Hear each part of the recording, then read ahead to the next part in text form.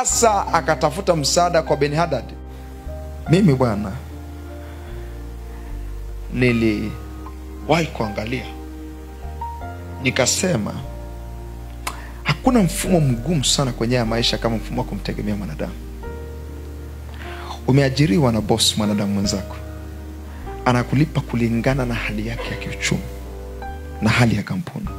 Umeajiriwa na serikali inakulipa kulingana na standard ambayo imeiweka, kwamba mtu wa taasisi fulani kama ni daktari, kwa sisi serikali tutawalipa kwa kiwango hiki hapa.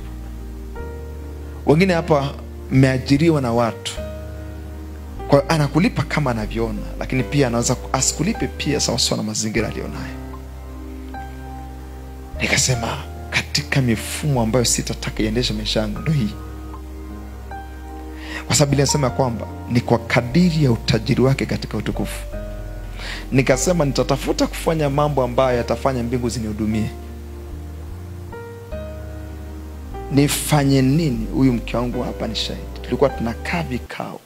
Nifanye nini? Tufanye nini kutoka kwenye huu mfumo na kuingia kwenye mfumo wa baraka ambao hatutawaangalia washirika wangapi wamekuja Jumapili. That is terrible. Terrible.